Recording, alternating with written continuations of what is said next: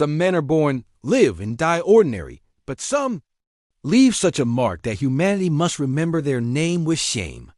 In a campsite deep in the woods, deep in Canada, there stood a man whose face was smiling, but whose heart was darkening. The women gathered around him gazed at him with admiration. They listened to him, followed his commands, and over time, they all abandoned their own lives and began to revolve around him. Why? Because he told them he was God, and they truly believed it. Yes, this isn't just a cult story.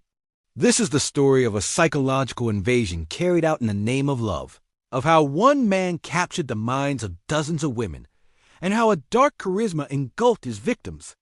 This video tells the story of Rock Thériault, Mose, as he called himself, who pushed the boundaries of perversion, manipulation, and the human mind. If you're ready to hear the truth, sit back, because what you're about to hear is not a love story. It's a story of mind invasion. Born in Canada in 1947, Rock Thériault was an ordinary man on the outside. But inside, he carried a great emptiness. He had religious obsessions. He interpreted the Bible for his own benefit and saw himself as a savior. In 1977, he claimed to have heard the voice of God. And from that moment on, he was no longer an ordinary man. He quickly established a community for himself. Most of this community were women, young, vulnerable, struggling to hold on to life. Rock gave them hope. He treated them like family. He told them, "I am the only salvation for you in this world." Manipulation and the founding of the cult Thériault told the women that he was God's chosen one. Women who believed him left their homes. Some left their mothers, others their children behind. The cult's name, the Anthill Kids initially, it seemed like a peaceful, nature-loving existence. But over time, everything changed. Rock began to turn women against one another. He exalted those loyal to him and humiliated the rest. He would starve them, then say, "I can feed you." And the women became even more attached to him. He preached to them nightly, presenting sex as a sacred bond. He married many of the women. He had children with some.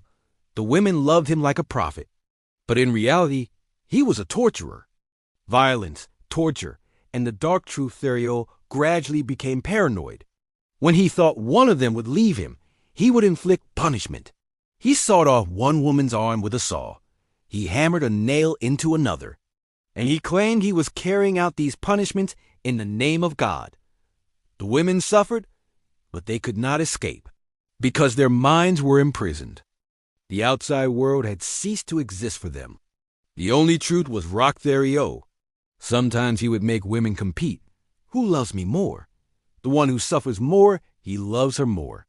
The beginning of the end in 1989, a woman miraculously managed to escape. When she reached the police, no one believed her. But when the campsite was raided, the truth came out. The cult camp had become a house of torture. The children were malnourished. The women were injured. Rock Thériault was arrested. He received a 25-year sentence. But he never admitted his guilt. Even in prison, some women sent him letters. He was murdered in his cell in 2011. Psychological and social analysis. So how could more than 30 women so blindly believe one man's lies? The answer isn't simple. It was mind control, a prison where love and fear mingle. Women were bound first by compassion, then by faith, and finally by fear. Mental manipulation can be far more powerful than physical violence. And when combined with concepts like charisma, religion, and love, a monster can emerge. Because the mind is first slowly seized by love, then sealed by faith, and finally locked by fear. If that lock is not opened, no truth from the outside can seep in. That's why those women didn't escape. They couldn't, because their minds were still in his hands. And the moment a person loses their thoughts, they lose their identity. Our O.C. Thériault story isn't just one man's violent life. It's also a vivid example of how charisma, faith, and fear can become weapons. And worse, this isn't just a thing of the past. Today, the same tactics still appear in different guises. Sex, cults, manipulators. Some disguised as lovers, some as leaders, some as influencers. They all do the same thing. First they make you love. Then they make you believe. Finally, they silence you. After watching this story, you have to ask yourself a question. Am I truly free? Or do I live only with the thoughts given to me?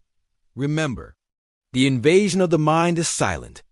And by the time you realize it, it may be too late. And one last thing. If this story has shaken you, made you think, or disturbed you, you are not alone. We are in this darkness. We open the deadly archive so we don't forget. We tell the truth so we don't let it be forgotten. If you're against forgetting too, subscribe to Deadly Archives, because one day, these archives could save humanity